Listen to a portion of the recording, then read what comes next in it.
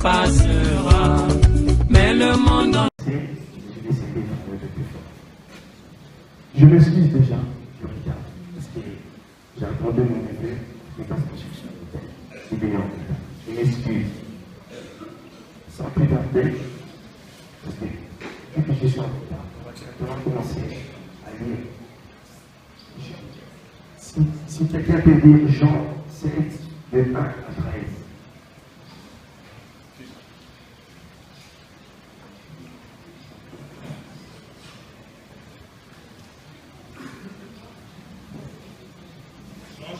Versets 1 à 13, nous lisons au nom du Seigneur Jésus-Christ. Après cela, Jésus parcourait la Galilée, car il ne voulait pas séjourner en Judée, parce que les Juifs cherchaient à le faire mourir. Or, la fête des Juifs, la fête des tabernacles, était proche. Et ses frères lui dirent, « Pars d'ici et va en Judée, afin que tes disciples voient aussi les œuvres que tu as faites. Personne n'agit en secret lorsqu'il désire paraître. Si tu fais ces choses, montre-toi toi-même au monde. » Car ses frères non plus ne croyaient pas en lui. Jésus leur dit, « Mon temps n'est pas encore venu, mais votre temps est toujours prêt. Le monde ne peut vous haïr, moi il me hait, parce que je rends de lui le témoignage que ses œuvres sont mauvaises. Montez, vous, à cette fête. Pour moi, je n'y monte point, parce que mon temps n'est pas encore accompli. » Après leur avoir dit cela, il resta en Galilée. Lorsque ses frères furent montés à la fête, il y monta aussi lui-même, non publiquement, mais comme en secret. Les Juifs le cherchaient pendant la fête et disaient, « Où est-il » Il y avait dans la foule grande rumeur à son sujet. Les uns disaient, « C'est un homme de bien », d'autres disaient, « Non, il égare la multitude. » Personne, toutefois, n'est parlé librement de lui, car par crainte des Juifs. Amen. Amen. Merci.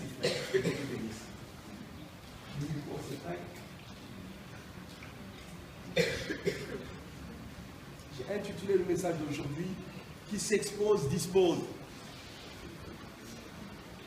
Il y a plusieurs façons de s'exposer. On s'expose en bien, on s'expose en mal, on s'expose volontairement, on s'expose involontairement. Nous allons d'abord commencer par s'exposer en bien. Comme Jésus, il s'exposait toujours en bien. Toujours en bien. Quand il est là, il ne parle pas toujours de lui, il parle toujours du royaume de Dieu. Il parle toujours du bien. Ça, c'est s'exposer en bien. C'est comme nous, les êtres humains. Quand tu es dans la famille chez toi, tu parles à tes enfants ou à ta famille, tu parles en bien, ça tu t'exposes en bien. Nous allons voir s'exposer en mal. Quand on parle trop de nous, même si on a 100 €, on devait mon pao. Même si tu as juste un minibus qui n'est même pas en bon état, tu devais mon pao. Tu parles de toi. Après, tu attises la jalousie, tu attises toute chose qui n'est pas bien. Ça, c'est s'exposer en mal. Et il y a des gens, il y a aussi des gens qui s'exposent volontairement. S'exposer volontairement. Et toi-même, tu dévoiles. Jésus, quand il s'exposait aussi, volontairement, il parlait volontairement de Dieu. Ça, c'est s'exposer aussi volontairement. Il parlait volontairement. Il parlait de tout ce qui est du bien, tout ça. Comment se comporter avec les gens et toute la bonne parole. S'exposer involontairement, c'est quoi? Et souvent, on va chercher du travail, ici ou ailleurs. Moi, je pars en France. Quand tu cherches du travail, il faut faire un CV. Il faut faire une lettre de motivation. Quand tu déposes, on te convoque, tu viens. Tu t'exposes, tu parles de toi. Tu parles de toi, tu parles de tout ce que tu as fait. Tu parles de ta famille. Il y a des fois, il y a certaines sociétés, on te demande de la religion. Donc tu parles de toi. Donc tu essaies de se vendre. Tu essaies de dire, j'ai fait ça, j'ai fait ça, j'ai fait ça, pour que tu puisses trouver l'emploi. Ça, tu t'exposes en bien. Ça, tu t'exposes involontairement, involontairement. Tu t'exposes involontairement parce que tu es obligé d'aller subir l'entretien, d'aller parler soit au service informatique ou au chef du personnel pour se vendre, pour parler de tu es qui, qu'est-ce que tu as déjà fait, tu as combien d'enfants, il y a des questions comme ça. La religion, c'est très rare, parce que c'est interdit, en France, c'est interdit de parler de la religion pendant l'embauche. L'embauche, c'est l'engagement. Quand vous parlez, c'est l'engagement. Chez nous, on appelle ça l'embauche. Pendant l'embauche, c'est interdit. Il y a certaines questions qui sont tabous. Mais il y a des sociétés qui n'hésitent pas de parler pour essayer de voir le fin fond de toi. On va te poser plusieurs questions. Et des fois, ils te posent une question de différentes manières. Mais pour savoir si tu es cohérent en toi-même. Et ça, tu t'exposes involontairement parce que tu l'as pas cherché. C'est la société qui voulait que tu parles de toi, que tu puisses vendre ton image. Voilà. Je ne vais pas trop monopoliser la parole parce que j'ai une demi-heure, je crois. J'ai une demi-heure, je crois. Donc, je voulais vraiment vous parler de l'essentiel. On va passer. On va lire Jean 2, de 1 à 11.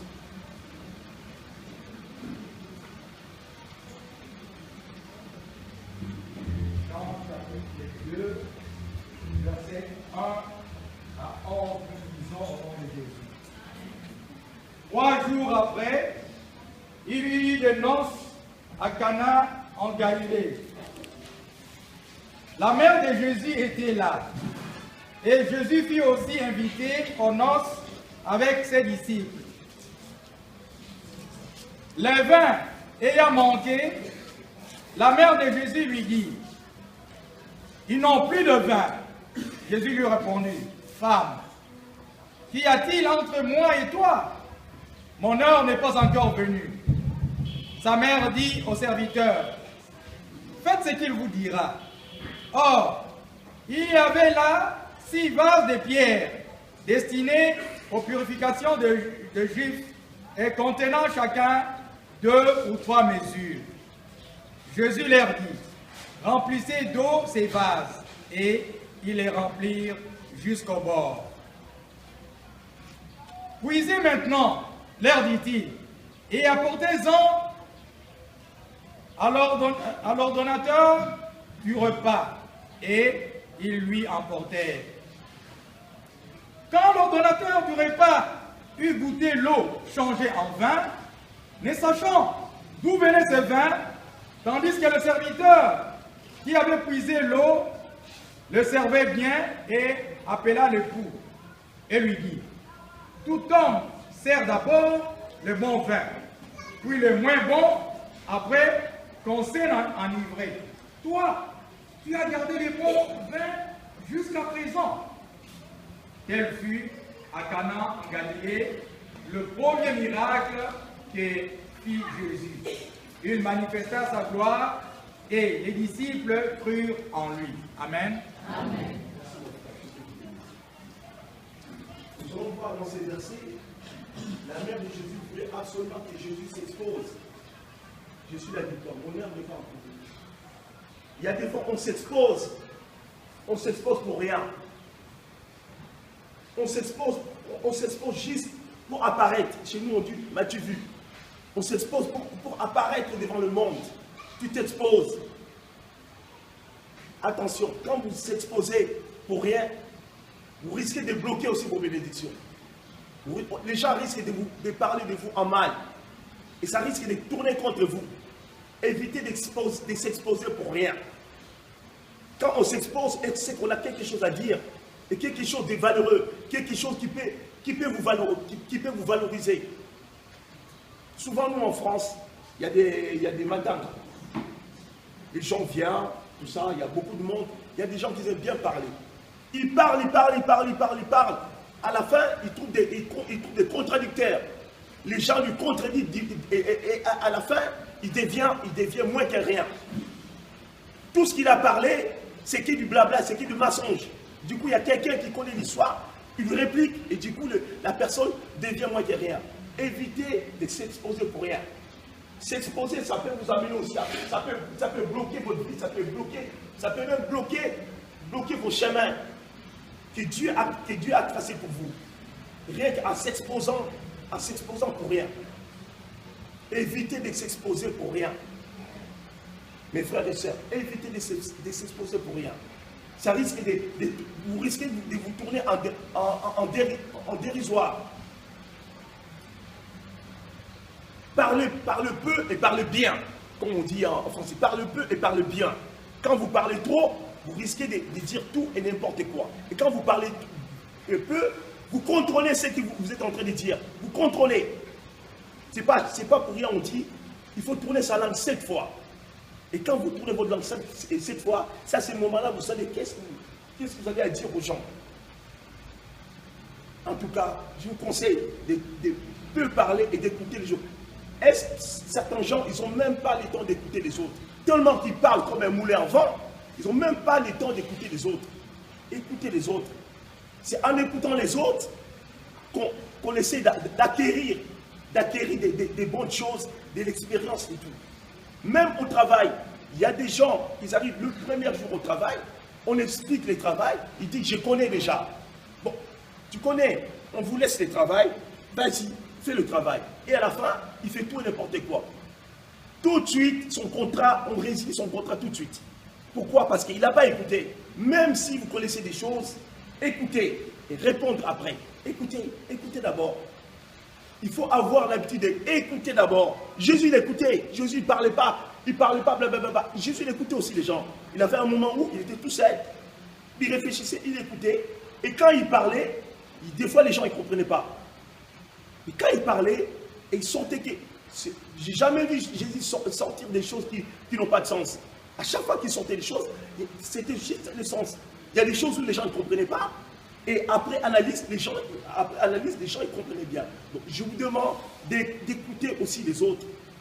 Écoutez aussi les autres. Ça fait du bien. Ça fait du bien de rester aussi calme. De rester calme, d'écouter les autres. Si vous écoutez les autres, vous allez acquérir de l'expérience, vous allez acquérir beaucoup de choses dans la vie. Moi, avant, j'étais comme ça. Je suis un être humain. Je suis un être humain comme vous. J'étais comme ça, j'écoutais peu. Quand j'ai commencé à écouter, l'esprit était ouvert. Et j'ai acquis plein de choses. Parce que moi, j'ai fait de l'informatique. Au début, il y a 20 ans, je n'étais pas informaticien. Il y a 20 ans, j'étais électromécanicien. Quand je suis parti ici, j'étais à l'ISTA, j'ai eu mon diplôme d'ISTA. Quand je suis parti en France, en 86, je suis arrivé en France, j'étais électronicien. Et quelques temps après, je voulais devenir informaticien. J'avais une personne qui était ingénieur informaticien. J'écoutais. Je ne connaissais pas de l'informatique. J'ai écouté. Il m'a dit, écoutez bien, regardez, écrire. C'est pareil, à l'église aussi, il faut écouter, il faut regarder, il faut écrire aussi. Il faut écrire, c'est très important. Moi, j'écris beaucoup. Dans d'autres églises, j'écris beaucoup. Tout ce qui ne me sert pas, j'écris, je note, je prends des notes.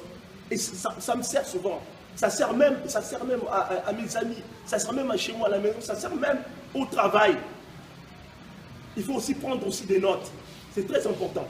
Et par la suite, j'ai écouté la personne. J'ai écouté la personne. Il m'a expliqué comment ça marche l'informatique. Et du coup, j'ai eu le goût d'apprendre l'informatique. J'ai fait mes études. Je suis sorti ingénieur informaticien en réseau télécom. J'ai aidé beaucoup de gens. J'ai aidé beaucoup de gens. Jusqu'à présent, j'aide les gens. J'explique aux gens comment ça marche. On peut partir de rien. On monte en écoutant juste les gens. On peut partir vraiment des zéros. Il y a des gens qui sont partis des zéros. Il y a même des hommes politiciens en France. Il y a une personne, il est devenu Premier ministre socialiste. Il avait un CAP. Ici, CAP, c'est comme à INPP, le premier diplôme. Je ne sais pas si c'est quoi. Le premier diplôme à INPP. CAP, c'est ajusteur. On peut dire ajusteur. Brevet. Le premier, Bérégovois, il avait un CAP, mais il est devenu Premier ministre. Il avait un brevet. Il est devenu premier ministre. Pourquoi? Parce qu'il écoutait. Il était là, il était en politique, mais il écoutait, il était à côté de François Mitterrand, puis il écoutait, il disait beaucoup, il écoutait. Il est fini par être premier ministre. Vous vous rendez compte? Un brevet. Je ne sais pas si ça peut se faire ici, mais il écoutait. Il écoutait. C'est très important. Et comme on a vu Jésus, il voulait que son heure arrive pour faire le miracle, pour le vin. Il attendait son heure. Il ne voulait pas qu'il soit influencé par sa mère. Il ne voulait pas que sa mère l'expose. Il attendait son heure pour parler, pour faire le miracle. Il ne faut pas s'exposer comme ça parce que tu as envie que les gens te voient, les gens parlent de toi. Et souvent les gens de ce monde.